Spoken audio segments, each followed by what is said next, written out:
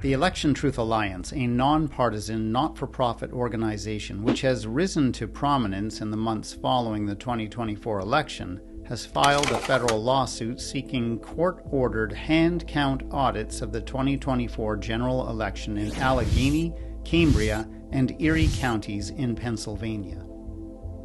The lawsuit was filed on November 6, 2025 in the Western District of Pennsylvania.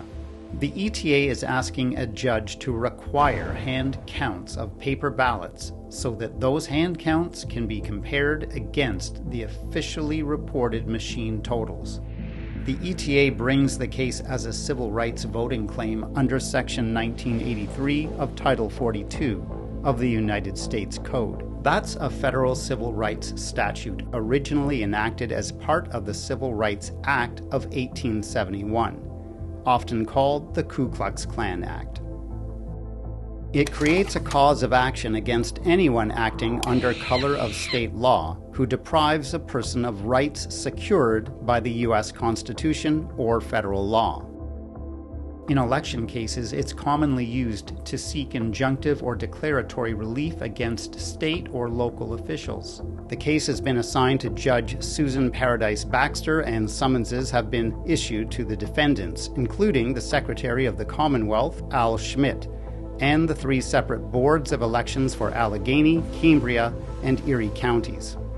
The complaint alleges irregularities, including tabulation and testing failures in Cambria County and statistical anomalies in results that the ETA says merit an audit. Those anomalies include the observation of the well-established fingerprint of ballot stuffing, wherein one candidate benefits disproportionately to the other candidate as vote count or voter turnout increases. Other anomalies related to voter turnout include the fact that 17 precincts across Pennsylvania reported votes that exceeded the total number of registered voters in the precinct. One of those precincts reported votes that numbered more than 1,000% of the registered voters.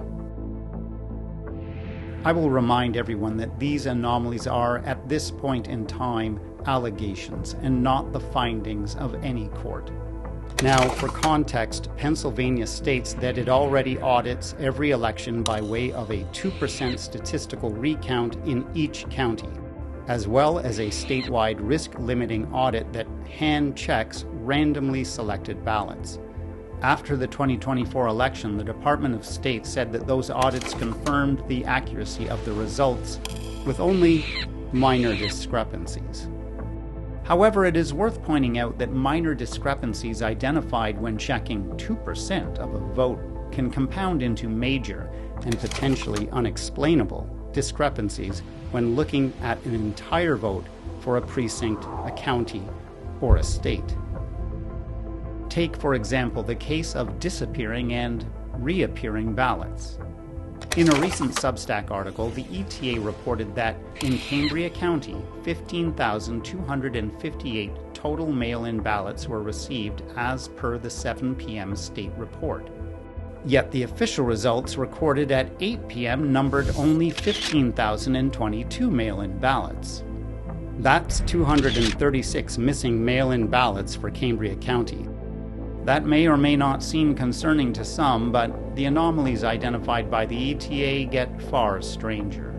The Daily Mail ballot report generated at 7 p.m. indicates that registered Democrats requested 8,301 ballots and returned 7,596.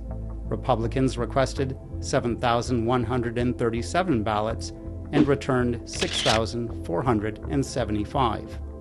However, according to official tallies, Donald Trump was credited with 7,328 mail-in votes, an 853 vote surplus compared to the number of Republican ballots returned. In contrast, Kamala Harris received 7,541 votes, 55 fewer than the number of Democrat ballots returned. And third-party candidates fell short by about 1,034 votes. When we combine the shortfalls of Harris and third-party candidates and then subtract from that the missing 236 mail-in ballots, we end up with 853 votes. The exact number of Donald Trump's unexplained gain of 853 votes. To put it another way, Kamala Harris and third-party candidates lost a total of 1,089 votes. Where did they go? Well, the numbers suggest that 236 of those votes just disappeared. Nobody got them. However, the other 853 votes seem to have found their way over to Donald Trump. It bears repeating that all of these anomalies are allegations made by the ETA and its 8 co-plaintiffs, and not the findings of any court. Currently, the complaint has been served to the defendants in this case. We can expect a briefing schedule and potentially motions to dismiss before any decision on audits is rendered by the court. I will track and report on motions, court orders, and dates scheduled as they are issued. Thanks for watching.